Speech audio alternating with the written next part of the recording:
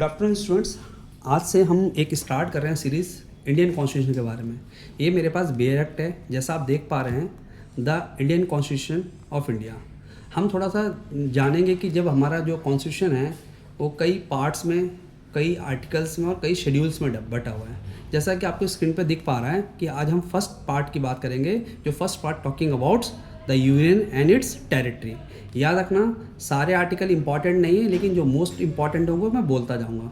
अब जैसे इसके अंदर अगर हम बात करें चैप्टर वाइज, तो पहला तो क्वेश्चन यही बनेगा कि आर्टिकल 1 क्या कहता है। आर्टिकल 1 क्या कहता है, तो याद रखना सबसे पहला पॉइंट हो गया आपका। अगर मैं बात करूं, देखो ये है पार्ट 1। पार्ट 1 में फर्स्ट आर्टिकल कहता है name and territory of union.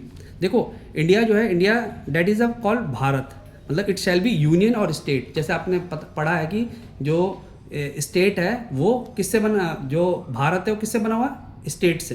तो याद रखना एट प्रेजेंट कितने स्टेट्स हैं, 28 स्टेट है और 8 यूटीज़ हैं। ठीक है, तो पहला याद रखना है कि article 1 deal about the name and territory of the union की बात करते हैं। ध्यान रखना यहाँ पे 3 पॉइंट।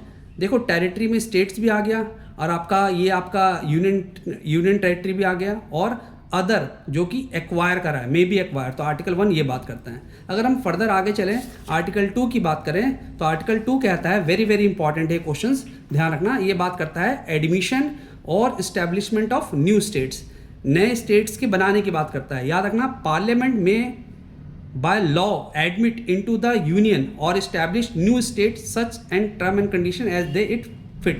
तो पेपर में क्वेश्चन पूछता है कि न्यू स्टेट बनाने का पावर किसके पास है, तो पार्लियामेंट के पास है। इस चीज़ का ध्यान रखना है। ठीक है, तो यहाँ पे एडमिशन्स की बात करता है।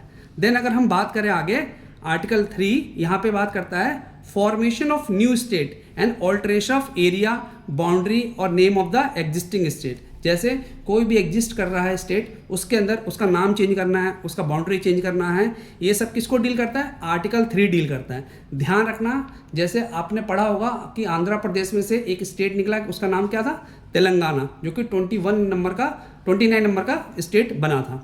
ठीक है, तो याद रखना यहाँ पे बात करता है formation of new state and alteration of boundary. अब इसके पेपर में क्वेश्चन पूछता है, इसका कंडीशंस भी होती है। अब जैसे यहाँ पे एक चीज़ ध्यान रखना भाई, इसके अंदर क्या होता है, रिकमेंडेशन ऑफ प्रेसिडेंट लेना पड़ता है, और अगर किसी स्टेट के अंदर कुछ चीज़ चेंज कर रहे हो तो वहाँ की लेजिस्लेटिव असेंबली से भी पूछना पड़ता है। तो आई होप आपको ये चीज़ें समझ में आ गई होगी। और इसके अलावा आर्टिकल 4 उतना ज़्यादा इंपॉर्टेंट नहीं है। तो आप आज हमने क्लास में कितने आर्टिकल पढ़े, article 1, article 2, article 3 and article 4 बहुत ज़्यादा इंपॉर्टेंट नहीं, बस वो जो 2 और 3 में बात करा उसी को फर्दर लेके गया हुआ है। और एक चीज़ ध्यान रखना, यूनियन एंड टेरिटरी जो है वो शेड्यूल 1 के अंदर आता है। किसके अंदर आता है, शेड्यूल 1 के अंदर। आई होप आपको ये वीडियो अच्छी लगी हो। अगर अच्छी लगी हो तो प्लीज़ अपने फ्रेंड्स में शेयर करना ना भूलें, और जो भी नए हैं वो चैनल सब्सक्राइब करना ना भूलें। Thank you for watching this video. Have a nice day.